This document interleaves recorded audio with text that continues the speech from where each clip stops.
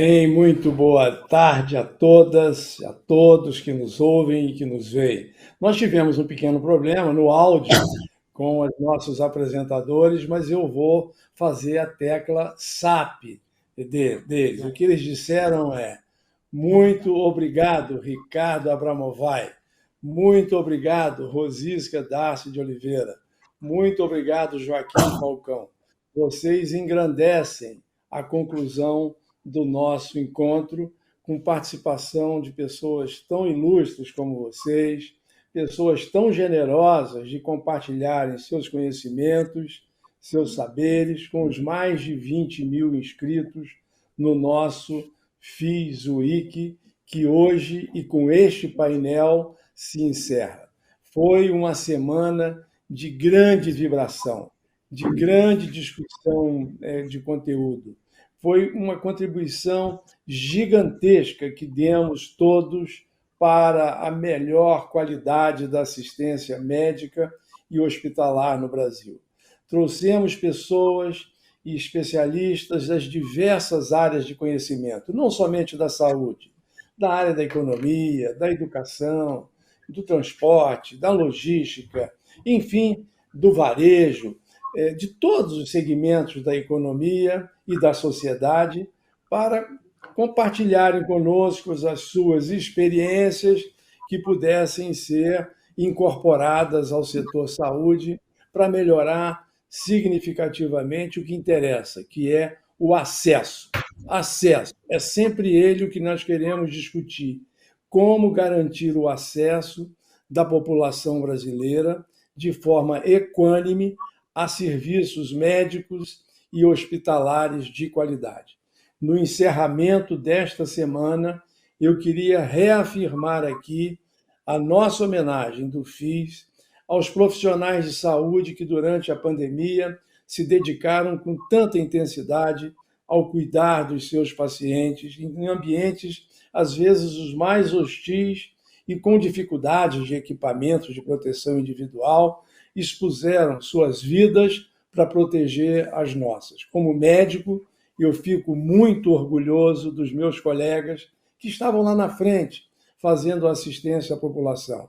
Não somente os médicos, os enfermeiros, os técnicos de enfermagem, os psicólogos, os nutricionistas, os farmacêuticos, os fisioterapeutas, os atendentes, os recepcionistas, os maqueiros, que foram importantíssimos, os motoristas de ambulância, que contribuíram de forma decisiva para que nós pudéssemos, no tempo certo, acolher os pacientes que tanto necessitavam de cuidado.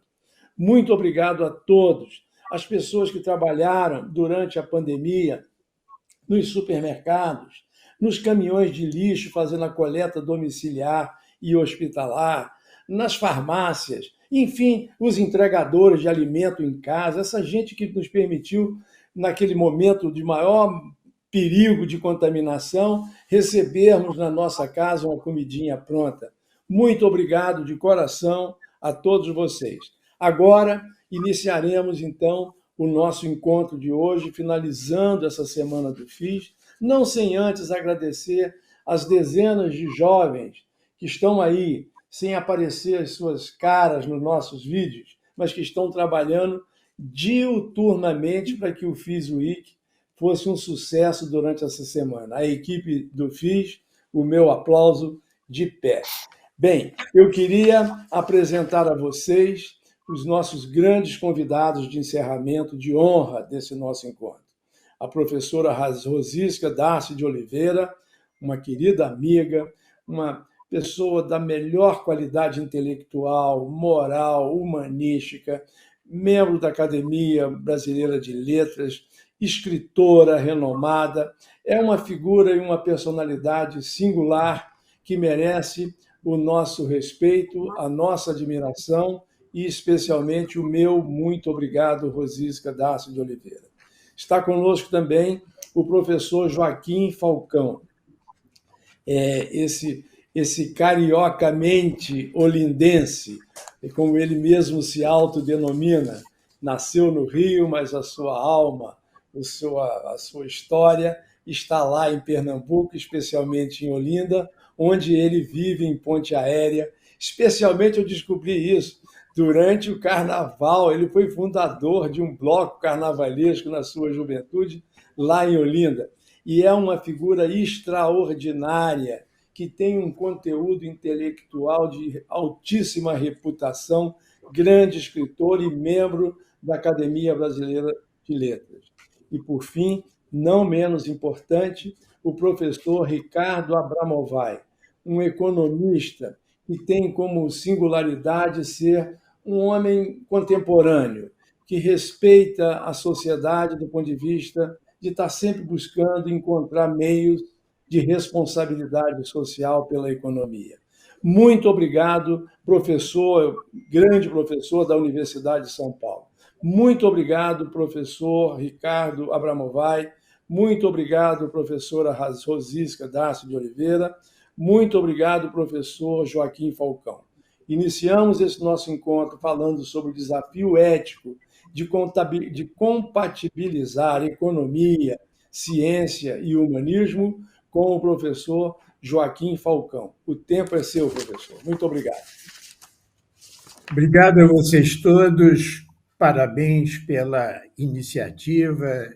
Josier, um líder da profissão e das instituições médicas e de ensino médico no Brasil. Né? O tema nosso é ciência, ética e humanidade. O Ricardo Abramovay é uma espécie rara, porque ele é um economista de humanidade, é um economista humano. Ele não tem nada a ver com as ortodoxias financeiras que nos levaram aonde nós estamos.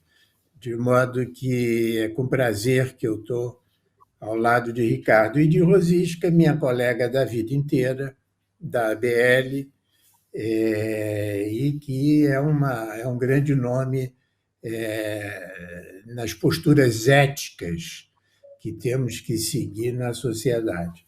Então, restou para mim a questão da ciência e de como é que junta ciência, ética e humanidade. Então, eu vou fazer isso de uma forma extremamente curta, e eu tenho uma mensagem, e essa mensagem é que eu gostaria de passar a vocês. Não é? Cada civilização, e nós estamos na civilização do século XXI, o conjunto nosso, que já vem de alguns séculos, tem um objetivo. Né? Roma, vou começar um pouco longe, mas chego rápido. Roma, o objetivo era a conquista territorial, através dos seus exércitos, então era a Pax Romana, não é? Depois, os gregos, o objetivo da civilização grega era a arte, era a filosofia, era entender o ser humano. Né? Depois teve os fenícios, cujo objetivo era o comércio, era expandir através dos mares a comercialização. E qual é o objetivo da civilização atual? A civilização atual, isso é mais saúde, quer dizer, mais vida, né? Mais riqueza, que é mais bem-estar e mais justiça. Mas nós queremos esses objetivos, saúde, justiça e riqueza, diferente dos outros. Não é pelos exércitos, não é pela expansão do comércio, é pelo conhecimento científico. Então, não é por Deus, pelas religiões. O que nos caracteriza é usar o conhecimento científico para conquistar os nossos objetivos, viver mais, viver melhor e viver mais justo. Então, esse é o primeiro ponto. A ciência é o instrumental da civilização atual. E a gente está vendo isso recentemente em dois episódios que beira e que exige da ciência, e a ciência tem respondido, dois episódios dramáticos civilizatórios. Não é de um país nem de outro, de um setor do mundo. É a questão do meio ambiente, não é? Que nos atinge a todos. A questão, e a gente está vendo em Glasgow, não é? É algo que transpassa a civilização, não é? E que ou nós nos unimos nisso, ou todos sofrem, não é? E o esforço sobre o combate ao coronavírus, à Covid, isso são dois desafios dramáticos para a saúde, para a riqueza, e que temos que enfrentá-lo isso e temos enfrentado com conhecimento lá científico, não é? E aí nós vemos como a justiça hoje é aplicar a ciência para todos, não é? Isso é que é a justiça hoje. E a prorrogação da vida, não é para todos no combate às pandemias e aos efeitos estufas e às condições climáticas, não é? De modo que vocês veem que nós somos uma época em que ou nós avançamos com a ciência ou não sobrevivemos. E isso, a saúde, a medicina, tem uma importância decisiva, não é? E é o que nós estamos vendo. Aí, a Constituição, e aí eu falo pela minha área de jurista, a Constituição hoje delega para a ciência dizer o que é que tem que fazer. Então, existe uma delegação constitucional. O constitucional é você agir de acordo com a ciência, não é? Então, até aí, essa é a primeira mensagem que eu queria dizer a vocês. Quer dizer, os desafios civilizatórios nossos, não é, têm exigido do conhecimento lá científico quase que uma emergência científica. E isso afeta os profissionais da saúde, os estudantes. Eu faço parte da Fundação de Câncer, onde foi criada por Marcos Moraes, onde nós atuamos na tentativa de como equacionar esse outro essa outra característica das nossas épocas, né? Que é o câncer, que hoje em dia se espalha. Mas até aí eu falei de saúde e falei de vida e falei de justiça, não falei de ética. E aí é agora que eu queria falar.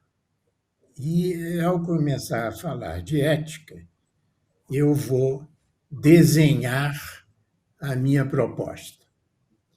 E até então eu falei mais de questões globais, onde o Brasil está inserido, não pode lá fugir, não é?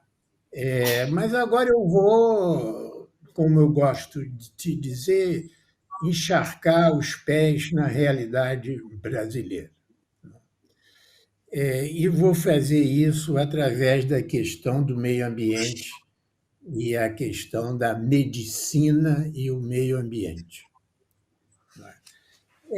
Evidentemente que essa pauta do mudanças climáticas, né? Essa pauta é uma pauta global e se insere muito grande a pauta da Amazônia, do bioma amazônico.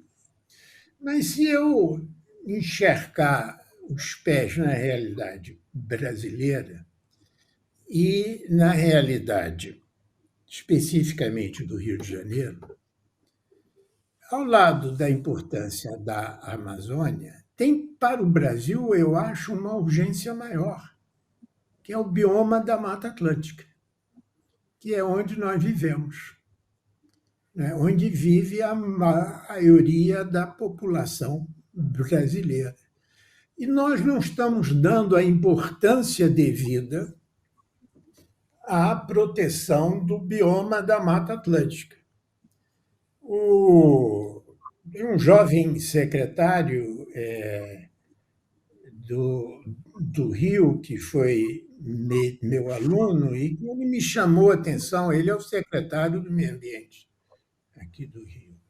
Ele disse, olha, Joaquim, a minha questão de meio ambiente é a questão das favelas, é a questão das áreas degradadas, é a questão das comunidades sem esgoto, sem água.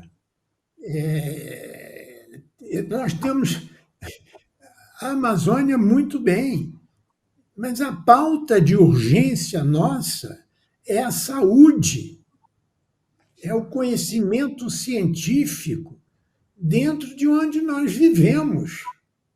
E nós não estamos dando a importância devida a essa urgência. Esse que é o problema básico. E aí eu disse que ia falar de ética, porque a ética da democracia é com que todos sejam iguais. Essa que é a ética nossa, iguais nas desigualdades, mas na saúde não pode ter desigualdade, não é? Na justiça não pode ter desigualdade. Então, o meu tema, e aí vocês já perceberam, eu delineei, eu posso estar juntando ciência, ética, humanidades. A ética da humanidade no Brasil hoje é combater a desigualdade, inclusive e sobretudo na saúde. É o que a gente viu nos resultados aí sobre quem foram as maiores vítimas da pandemia, não é? E o meio ambiente que nos preocupa não é um meio ambiente longe da gente. Ou seja, eu acho que a gente precisa de uma medicina ambiental de urgência para os menos favorecidos do Brasil. Esse é que é meu ponto. Uma medicina ambiental de urgência. E por que eu digo ambiental e de urgência? Ambiental, porque, na maioria, quer dizer, nesse tempo de pandemia, nesses últimos anos, a área de crescimento, ou seja, de destruição do bioma da Mata Atlântica foi mais de 20%. Gente, esse é o nosso problema. Esse é onde nós temos que estar. Por quê? Porque as doenças vêm da falta de esgoto, da falta de espaço, de uma demografia ingrata. E as doenças a gente já sabe, difterias, subnutrição, problemas de pele, e isso são todos problemas ambientais. causado pelo meio ambiente e pela conformação das cidades e do desenvolvimento nosso. Tanto que a humanidade, para mim, e a ética é isso. É como é que nós podemos, através da ciência e da justiça, não é, enfrentarmos esse problema que é prioritário para a gente. Então, esse é o meu ponto. Existem algumas iniciativas da sociedade La Civil, de defesa da Mata Atlântica, de defesa do bioma da Mata Atlântica, mas isso não se transformou ainda numa prioridade de saúde para os menos favorecidos. Doenças de pele.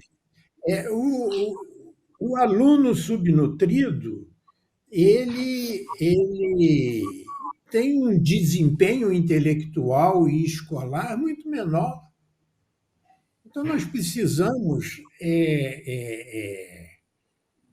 Você não tem uma medicina ambiental de urgência. Não se pode esperar, embora pareça que é inevitável, que se construam as redes de esgoto, se canalize águas potáveis, se recrie um direito de propriedade. O Brasil não pode esperar. O Brasil não é um Brasil de reforma. Eu não quero saber o programa de reforma de governo nenhum. Eu quero saber o programa de urgência. Esse pessoal tem urgência da vida, tem urgência da saúde. E vocês são responsáveis e são competentes para enfrentar isso.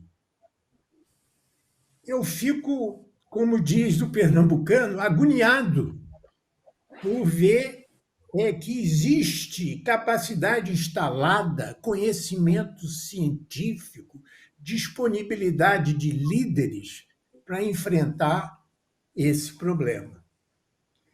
E, como pernambucano, eu não posso deixar de terminar com uma situação, com uma citação de um pernambucano e que, de alguma forma, fala dessa ética da ciência e da humanidade. Rosisca e eu sabemos, da geração nossa, sabemos muito bem a dor dessas palavras, mas também o alerta que ela significa. Dom Helder Câmara dizia: precisamos descobrir a segunda doença do brasileiro, porque a primeira nós já sabemos, é a fome. E eu acrescento, é a desigualdade, é a necessidade de viver melhor e uma saúde melhor. Muito obrigado a vocês. Muito obrigado, professor Joaquim Falcão, uma brilhante dissertação sobre um pensamento humanista que a gente está precisando tanto nesses tempos tão tóxicos, tão difíceis que a gente está vivendo no Brasil.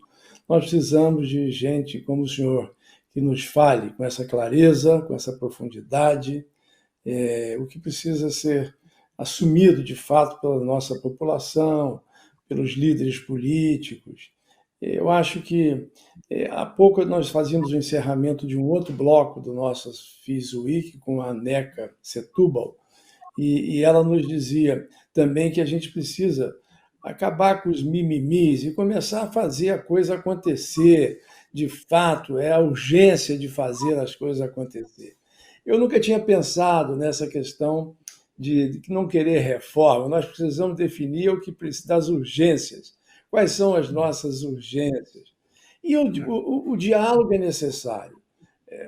Você sabe, Joaquim Falcão, você é um exemplo de um jurista de uma reputação gigantesca, mas de uma pessoa que tem a habilidade da comunicação e, muito particularmente, de construir pontes. Eu sei da sua história, que você trabalhou com três pessoas tão distintas como Celso Furtado, Gilberto Freire, Roberto Marinho, personalidades tão distintas, e você construiu, através do diálogo, uma possibilidade de fazer as coisas acontecer através de uma firmeza de propósito.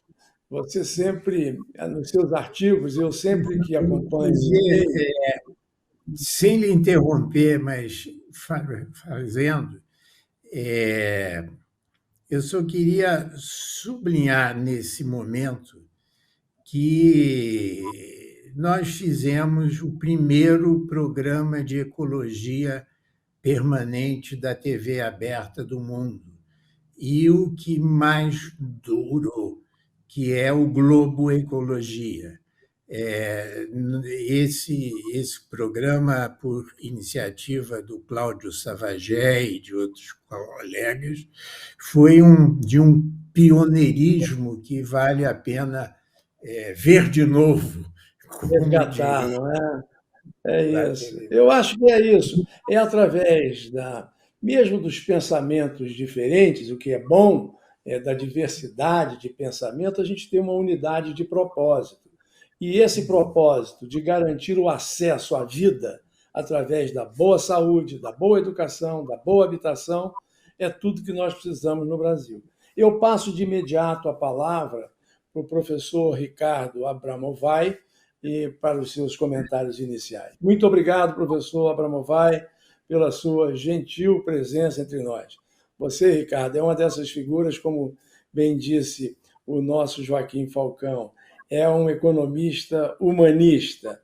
E aí, dentro dessa linha de pensamento que o nosso Joaquim Falcão referiu, você acha que nós conseguiremos, Ricardo Abramovay, sair dessa pandemia, dessa tragédia que nós enfrentamos, construindo um modelo de economia socialmente responsável, capaz de reduzir as iniquidades no mundo? Seja muito bem-vindo, Ricardo Abramovay. Muito obrigado.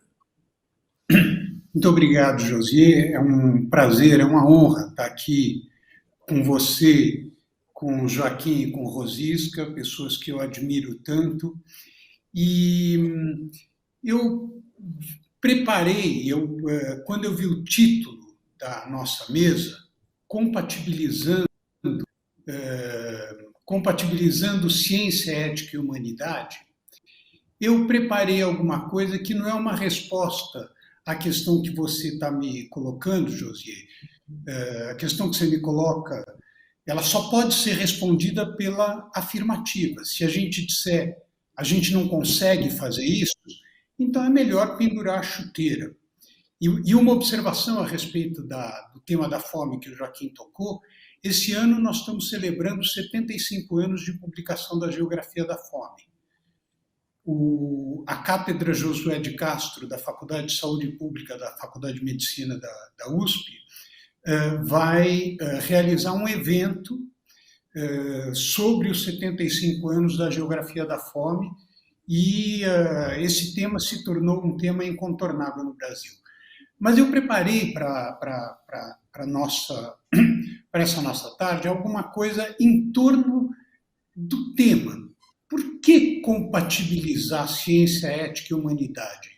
Será que esses termos não são naturalmente, espontaneamente compatíveis? Afinal, como é que a gente poderia imaginar, fora dos gabinetes paralelos, fora da Prevent Senior, uma ciência não ética e cuja ética não seja justamente a de servir à humanidade?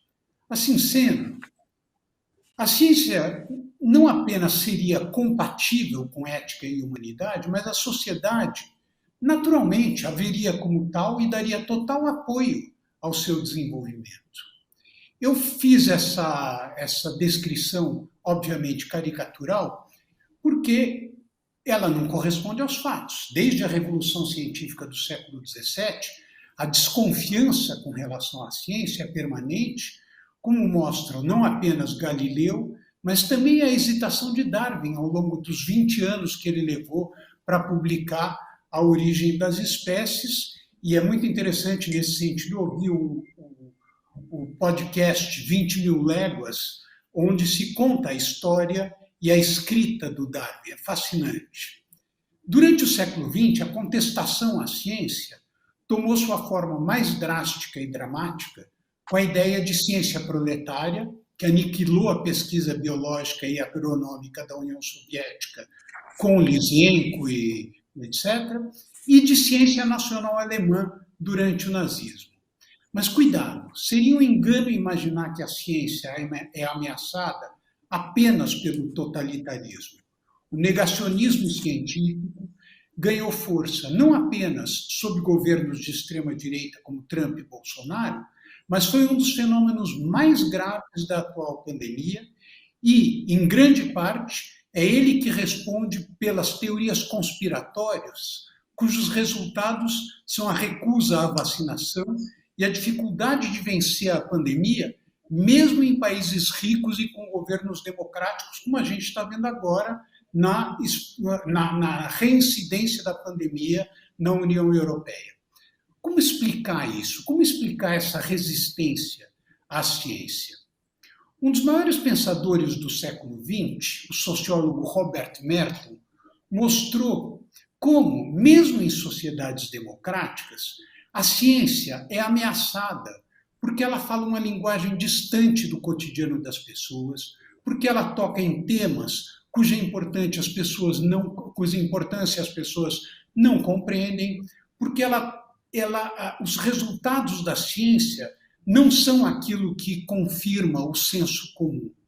O Merton mostra que, para enfrentar esses preconceitos, os cientistas se organizam numa comunidade dotada de um ethos próprio, que consiste em compartilhar as ideias, expor os resultados à crítica especializada, em renunciar às teorias quando elas se mostram insuficientes ou equivocadas, e por critérios impessoais para circunscrever o erro e pelo que ele chama de ceticismo organizado.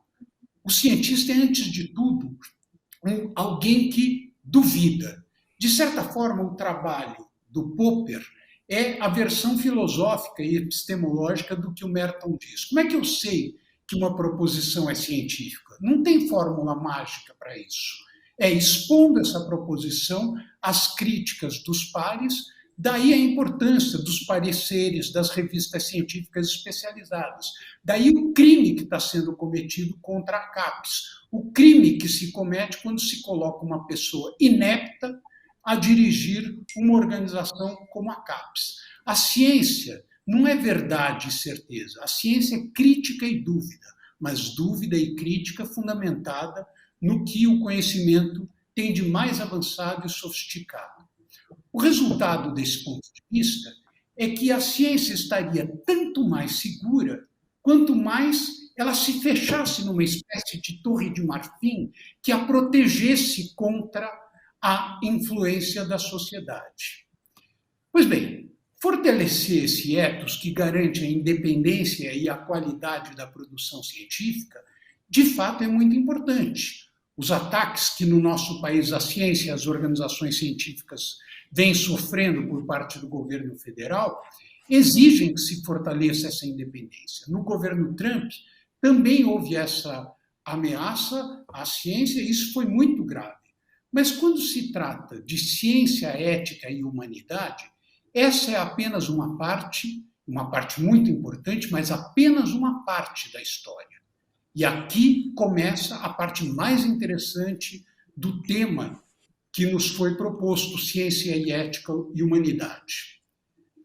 Após a Segunda Guerra Mundial, não só com os campos de concentração, as experiências que se faziam nos campos de concentração, mas também com a explosão da bomba de Hiroshima e a consciência dos riscos que ela trazia para o conjunto da vida no planeta e para a humanidade, evidentemente, a defesa da ciência e a organização científica foram tomando um rumo bem diferente daquele que consiste em fortalecer a Torre de Marfim. Eu não tenho como fazer, no tempo que nos foi generosamente oferecido, uma história desse processo. Mas nos dias de hoje, o que o Merton e o Popper, o que o Merton chamou de o ethos da ciência, o que Popper consagrou na sua epistemologia, receberam ao menos dois complementos absolutamente fundamentais. O primeiro se refere aos protagonistas da ciência, e o segundo se refere aos objetivos da ciência, às finalidades da ciência. E essa é a verdadeira questão ética. Os protagonistas da ciência. Quem são os cientistas? Não se pode mais tratar o cientista como um sujeito neutro, como o portador daquilo que a sociedade aspira a conhecer do mundo, tá certo? Concretamente, um dos locais em que mais se desenvolve ciência, que são as grandes universidades americanas voltadas em grande parte para a revolução digital, o Vale do Silício, por exemplo, é um local em que o conhecimento científico é marcado por machismo e por racismo em larguíssima escala. Não é um fenômeno marginal, tá certo? É um fenômeno central na maneira, não só na maneira como se faz ciência, mas no resultado da própria ciência. O machismo e o racismo estão presentes no Vale do Silício e isso tem uma vasta literatura a respeito. A ligação entre ciências e grandes empresas hoje é absolutamente crucial. Quem financia a ciência? Como é que foi o financiamento feito pelos negacionistas do vínculo entre o tabaco e os problemas de saúde que ele provocava? Como é o financiamento das pesquisas a respeito da alimentação em torno dos alimentos ultraprocessados e os seus efeitos desastrosos sobre a saúde humana no século XXI? Hoje em dia, houve um avanço muito grande nessa direção. Hoje em dia, o cientista, para publicar, ele tem que fazer um disclaimer mostrando quem financiou a sua pesquisa, que a sua pesquisa é realmente independente. Colocar as ciências em democracia, isso é central. O professor Yuri Castelfranchi, da Universidade Federal de Minas Gerais, publicou um artigo na Science que se chama Deliberação Cidadã Global sobre a Edição de Genoma. Os grandes temas científicos que tocam as nossas vidas não podem ser mais tratados exclusivamente dentro da Torre de Marfim e com base nas empresas com as quais a Torre de Marfim se relaciona. A cidadania está presente, tem que estar cada vez mais presente na ciência. A Convenção Cidadã pelo Clima, na França, a réplica desse movimento na Grã-Bretanha, mostra a fertilidade dos movimentos pelos quais os cidadãos interpelam os cientistas a respeito dos fenômenos com os quais eles se relacionam. O controle dos cidadãos sobre o que a ciência faz, por exemplo, no que se refere à proteção de dados pessoais, no avanço da revolução digital, é central. Isso para a medicina, na especialidade que o Josier, da qual o Josier é um pioneiro, uma vanguarda no Brasil, isso é cada vez mais importante. A medicina contemporânea está apoiada em 4 P's. Ela é personalizada, ela é preventiva, ela é preditiva e ela é participativa. Não é uma pura formalidade que, quando você está no hospital, o enfermeiro te diz absolutamente tudo que você vai tomar, tá certo? Mas não só isso. O uso dos dados pessoais para o avanço da pesquisa médica é um tema muito importante, que tem que ser discutido com a cidadania, sob risco de nós nos submetermos a situações em que as nossas personalidades e a nossa subjetividade estarão comprometidas. Mais do que isso, hoje nós temos organizações não governamentais discutindo ciência e membros de organizações governamentais publicando nas melhores revistas científicas. E um último ponto referente a quem são os protagonistas da ciência se refere ao que o grande Edward O. Wilson, do alto dos seus 87 anos, vem preconizando nos últimos 20 anos, que é a integração entre as ciências e as humanidades. Nosso grande desafio hoje é que as equipes que produzem conhecimento científico têm que ser equipes verdadeiramente talvez, certamente, transdisciplinares. Inter e transdisciplinaridade não é colocar o antropólogo, o sociólogo e o economista juntos. É compreender o sistema Terra justamente nessa interface entre ciências da vida e da Terra, ciências do homem e da sociedade. Mais do que isso, integrar a ciência com o conhecimento dos povos da floresta, integrar a ciência e a arte, e nesse sentido a indicação de Davi Copenaua como membro colaborador da Academia Brasileira de Ciências é fundamental. Por quê? Porque ela faz um apelo decisivo à ciência. A ciência tem que ganhar humildade. Nós não podemos nos expor e nos submeter ao cientificismo, a ideia de que só o conhecimento científico é válido, por mais importante que ele seja, e hoje mais que nunca ele é absolutamente fundamental. O conhecimento artístico, o conhecimento religioso, as diferentes manifestações da espiritualidade humana têm que se cruzar e irrigar a própria ciência. A Torre de Marfim caiu e essa é uma excelente notícia para a ciência. No que se refere a objetivos, muito rapidamente, desde que Hans Jonas publicou o princípio responsabilidade, falando da ética da civilização tecnológica, a ciência não pode mais ser considerada simplesmente como conhecimento do mundo. A ética é a disciplina da filosofia que estuda os propósitos, as finalidades da ação humana. Nós precisamos de ciência que nos ajude a superar a cisão entre natureza e sociedade. Uma ciência que não seja uma ciência para dominar, como Descartes e Bacon diziam, para transformar a natureza, para fazer de nós mesmos mestres e senhores da natureza. De certa forma, os relatórios do IPCC vão nessa direção.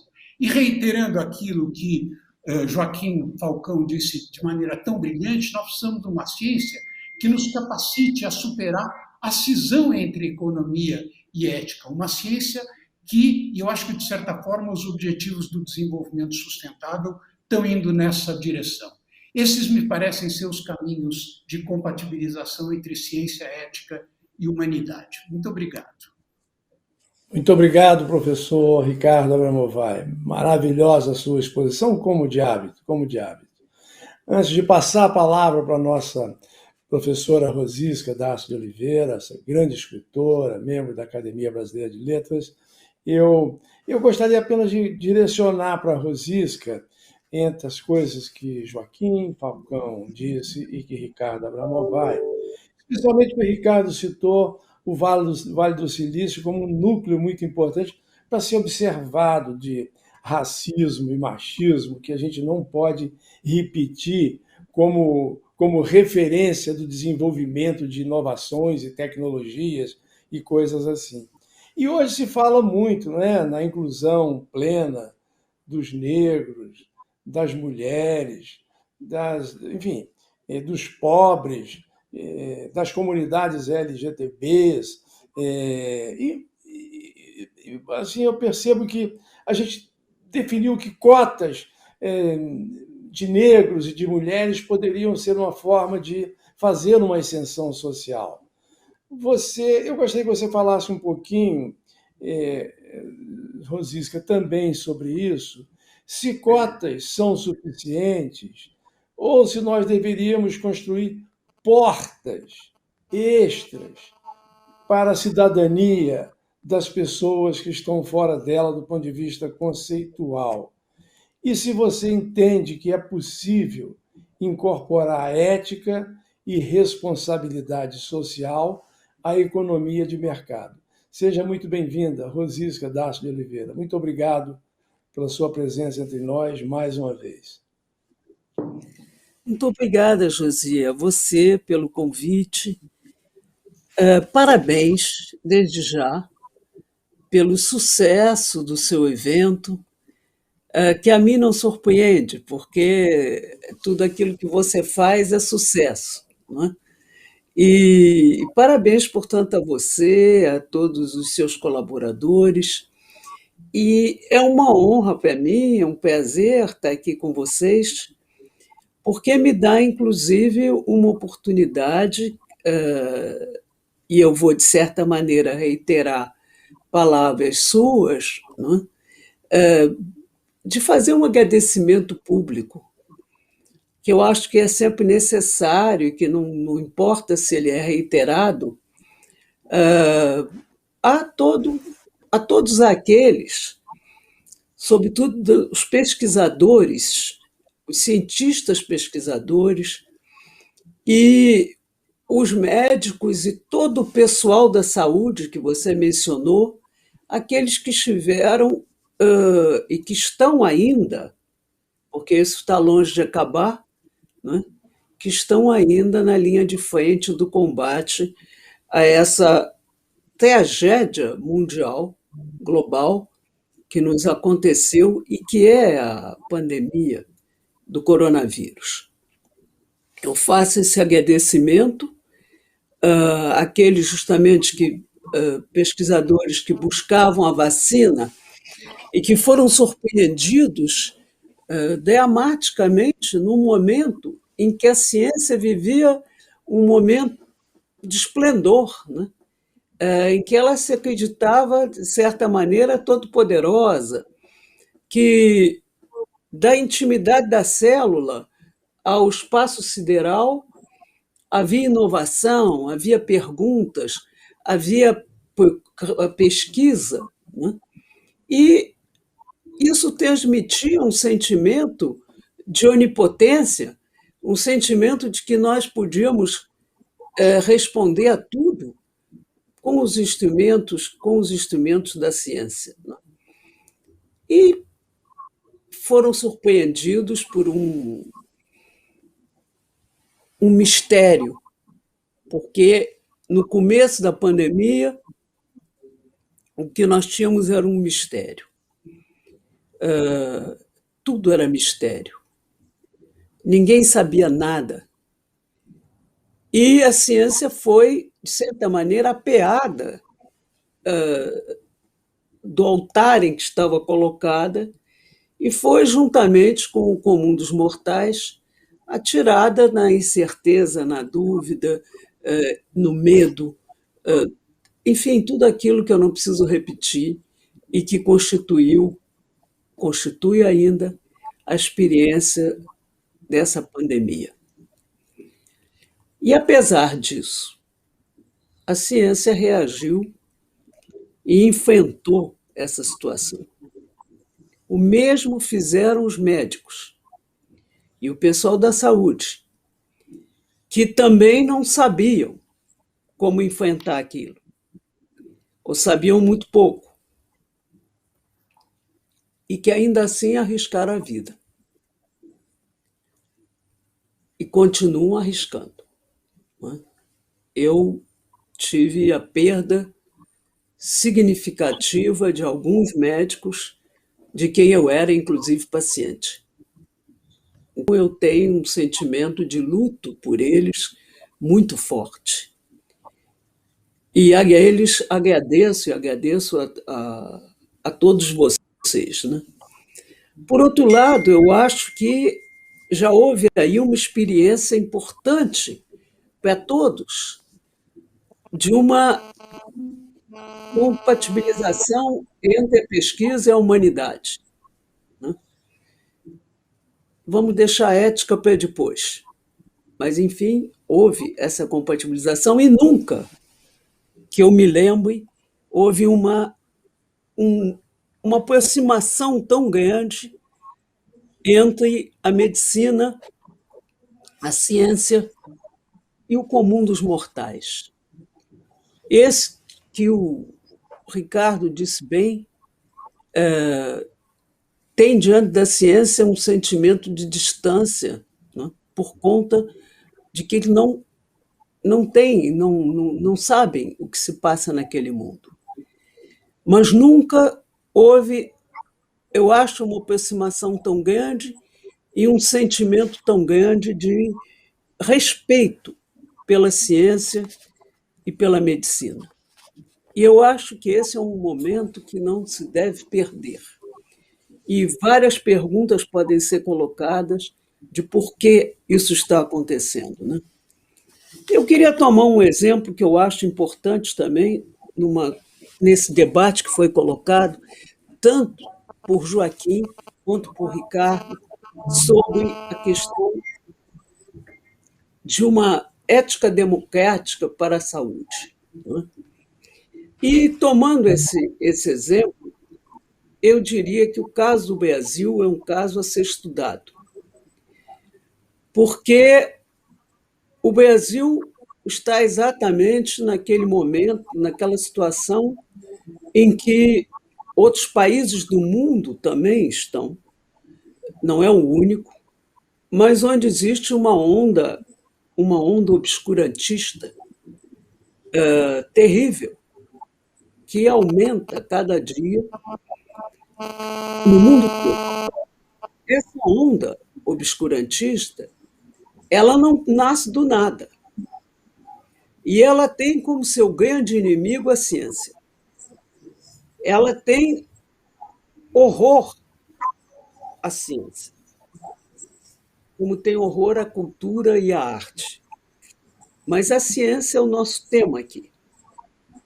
E tomar a ciência como inimiga se deve justamente ao fato que a ciência foi, nos últimos 50 anos, talvez, mais transformadora da sociedade do que até os movimentos de sociedade. Provocou, inclusive, movimentos de sociedade, né? E transformou de tal maneira o mundo, vinha transformando de tal maneira, que isso provocou um sentimento de insegurança, né? Quero dizer que esse obscurantismo não vem do nada, ele tem que ser explicado por que ele surge dessa maneira. E eu acho que ele não botou do nada, ele é um melhor testemunho do medo que as mudanças provocam. E também isso acontece, sobretudo, nos espíritos mais toscos, né? Eles têm um profundo sentimento, esses espíritos, de insegurança. O progresso os assusta, desperta uma série de fantasmas reprimidos. Enfim, a fúria obscurantista, ela quer parar o tempo e a história. Ela quer calar a ciência, quer calar também os movimentos da sociedade. E se agarra ao que há de mais atrasado no discurso religioso. Eu diria mesmo que o obscurantismo é a face visível de um medo recalcado, um medo de si mesmo, talvez, e do que ameaça mais que tudo, que é a liberdade dos outros. Ora, uma primeira tarefa, talvez no momento uma das mais urgentes, é impedir que o obscurantismo, que o medo do desconhecido bloqueie o caminho da ciência e da inovação tecnológica. Eu diria que esse bloqueio da ciência é de uma gravidade extrema, e alguns exemplos foram dados aqui pelo Ricardo há pouco, da destruição dos centros de conhecimento, que é uma constante desses regimes em todos os países do mundo, a destruição dos centros de conhecimento, dos centros de pesquisa, considerada a pesquisa como seu maior inimigo. Repito, ora, nós estamos concluindo que, paradoxalmente, o obscurantismo viceja exatamente como uma relação direta com a complexidade da vida. Quando os progressos da ciência avançam, o obscurantismo avança também.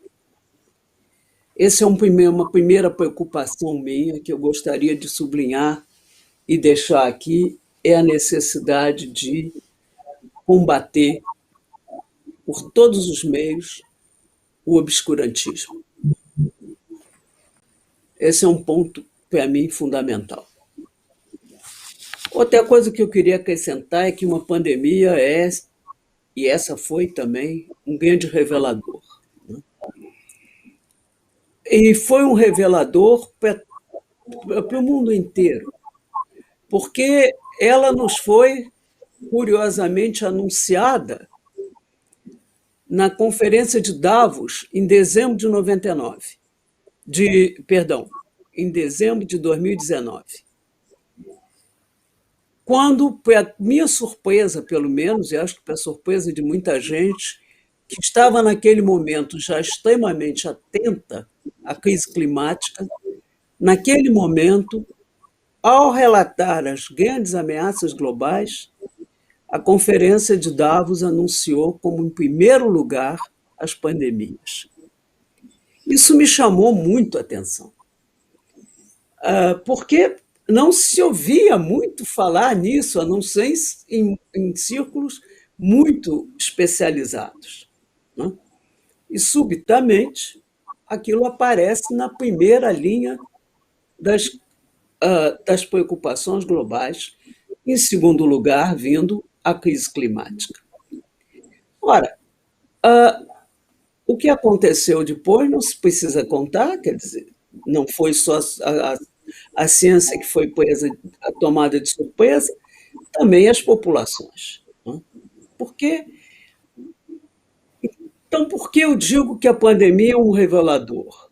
O que ela deu a ver foram as precariedades imensas, não só dos recursos, como do desgoverno mundial. A precariedade dos recursos coletivos para fazer frente a uma ameaça desse porte. A OMS era talvez a única organização de saúde global, talvez, não sei, mas aquela que era mais importante.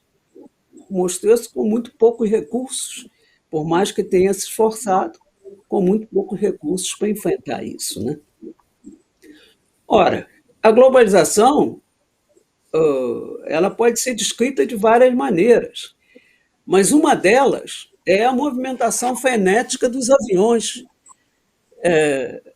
gigantescos, com pessoas de todo canto, indo para todo canto, em aeroportos que são como cidades. Né?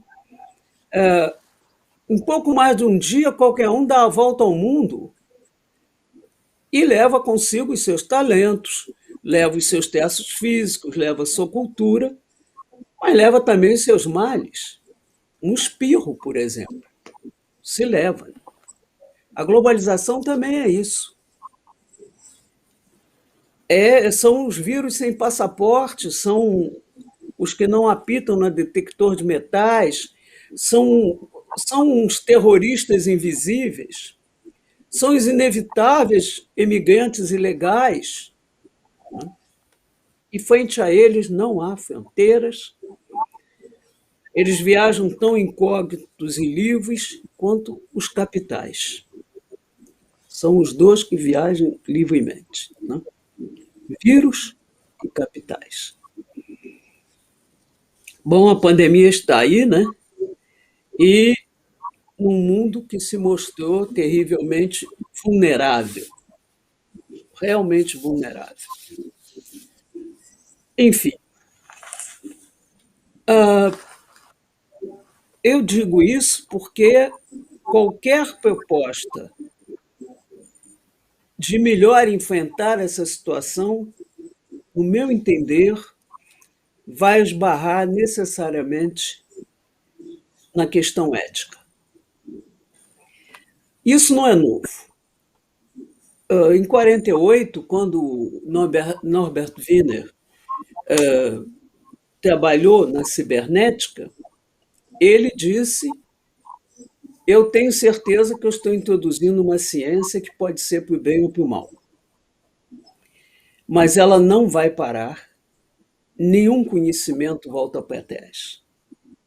E não volta mesmo. Mas ele acrescentou, quando perguntaram a ele o que fazer, ele disse: não abandoná-la. Vamos não abandoná-la, porque senão ela será apropriada pelos piores e pelos mais banais. Mal sabia ele como isso era verdadeiro. Verdade. E como isso é fato hoje em dia. Mas eu aplico isso a todas as ciências. E retomo assim um pouco um tema já evocado pelo Ricardo também, que é o tema do como se produz ciência e como se distribui ciência, que é um tema mais abordado pelo Joaquim, não é? Ou seja, como se produz ciência, quem a financia, como financia. E quando você me pede, Josier, que eu comente o fato de que nas grandes universidades, em grandes universidades, a ciência é machista e racista, eu acho que, pelo menos no que concerne o machismo, isso é absolutamente verdadeiro. Ou nós não teríamos tido em Harvard um reitor que declarou que as mulheres não eram dotadas para matemática, não tinham uma boa cabeça para matemática. Isso é tão caricatural que quase que não vale a pena insistir nesse ponto. Mas isso é verdade. Quer dizer, mas isso significa também que tudo aquilo que foi produzido como ciência ao longo da história foi feito, por exemplo, em absência das mulheres. Inclusive, tudo aquilo que dizia respeito a elas foi produzido na ausência delas. Né?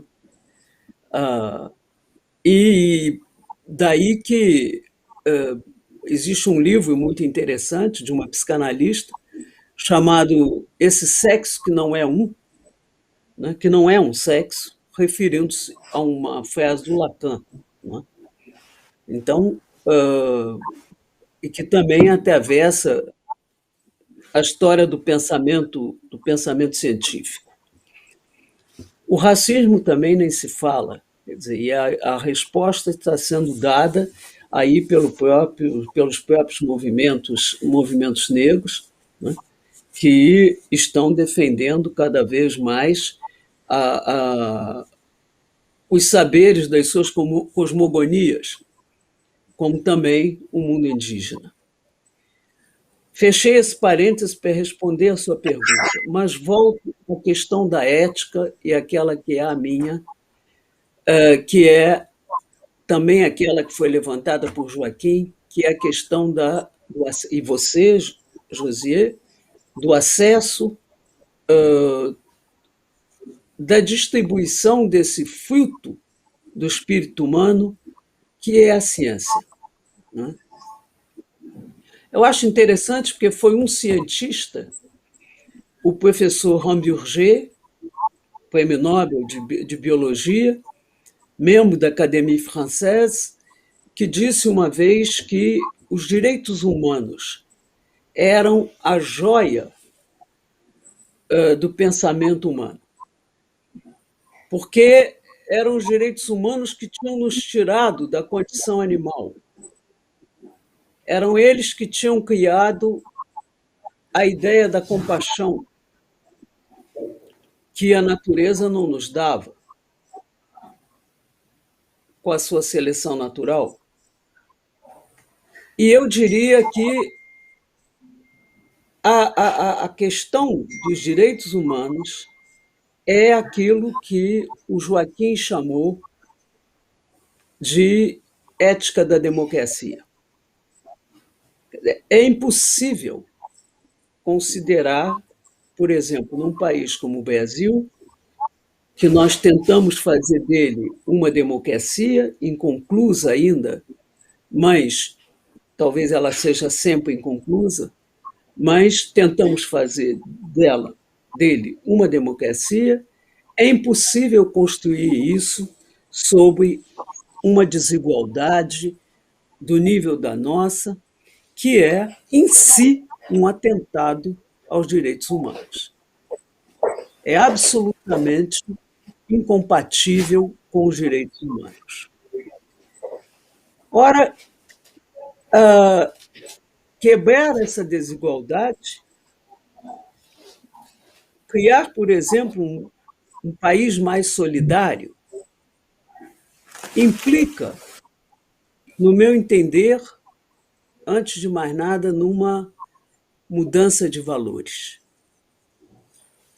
E essa mudança de valores é necessária porque, a partir de um determinado momento, tomou-se como medida de sucesso praticamente e unicamente o lucro. O lucro é a medida do sucesso. É impossível construir uma ética de solidariedade quando se tem como valor exclusivamente o lucro. Relegou essa afirmação do lucro como critério de sucesso, relegou a ética ao estatuto de ingenuidade e outorgou à criminalidade o estatuto de esperteza. Ora, as escolhas que nós fazemos ao longo da vida,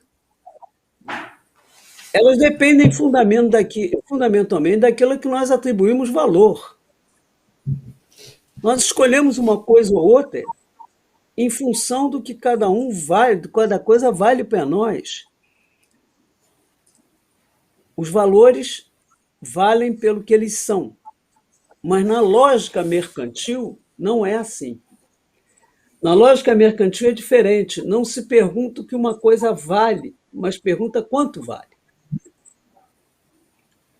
A existência de valor é facilmente conversível a uma moeda.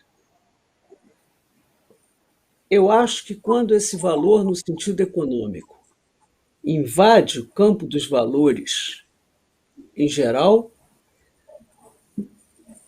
uma mudança da sociedade acontece e é pior. E eu creio que isso aconteceu. E já aconteceu.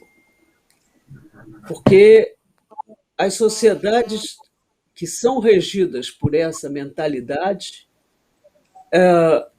nelas se atribui a todas as coisas um preço e torna invisível tudo que não anuncia o seu preço. Por definição, o que é gratuito não tem valor. E nesse rol se incluem todos os gestos de solidariedade. Queria dar um exemplo que me pareceu muito interessante. Houve uma explosão dramática no sul da França, alguns anos atrás, e quando foi constituído o PIB, apareceram ali todos os prejuízos da empresa que tinha explodido, isso e aquilo. Mas os gestos de solidariedade não foram avaliados, não tiveram nenhuma participação, né? Então, eu creio que falar de solidariedade, esperar a solidariedade, querer a solidariedade, sem uma reforma de valores éticos, que sejam outros, que não apenas a lógica do lucro, é querer a quadratura do círculo. Não é possível ter isso. Então, o debate ético, ele é central hoje em dia nas sociedades. E ele deveria estar em todas as universidades, em todas as faculdades de medicina, em todas as escolas, em todo o debate público. Ele deveria estar presente permanentemente, não como uma ingenuidade, um voto piedoso, e sim como uma necessidade de salvação de um mundo desgovernado, de um mundo que se encaminha para a sua própria perdição. Eu tenho um livro chamado A Natureza do Escorpião, e eu digo, e dei esse título porque eu digo, nós vivemos num mundo que tem a natureza do escorpião. Ele prefere se suicidar a renunciar à sua própria crueldade. Parece que isso é da sua natureza. Então, nós precisamos mudar essa natureza do escorpião. E isso começa quando se tem um debate como nós estamos tendo aqui hoje, em que se afirma, por um lado, como Joaquim afirmou, a necessidade de combater essa desigualdade na saúde, em todos os níveis. Como o Ricardo afirmou aqui, a necessidade de uma ciência que seja uma ciência para o bem da humanidade e não às custas da humanidade. Né? E talvez, como eu estou afirmando aqui, que o lucro não pode ser a medida do sucesso. Não deve ser a medida do sucesso. Essas são as considerações que eu teria que fazer, tentando responder e incluir os meus colegas que falaram antes aqui, e talvez a sua expectativa, José, de que eu comentasse um pouco essas falas. Né? Eu tinha preparado até coisa, mas eu estou improvisando aqui isso. Como de hábito, você foi excelente, Rosisca. Muitíssimo obrigado pela sua gigantesca contribuição ao entendimento de todos, até mesmo em função desse alerta que nossa Rosisca D'Arcy de Oliveira nos dá. Eu pediria ao professor Joaquim Falcão e ao professor Ricardo Abramovay que, encerrando o nosso evento, em 1 minuto para cada um, deixar sua mensagem de esperança, de que é possível construir uma estrada que nos leve a dias melhores do que hoje, a partir desses alertas que a professora Rosisca nos deu. Professor Joaquim, por favor.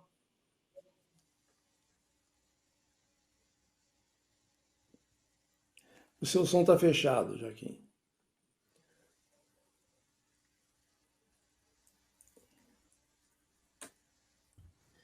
Tem um filósofo que disse que o tempo é senhor da razão.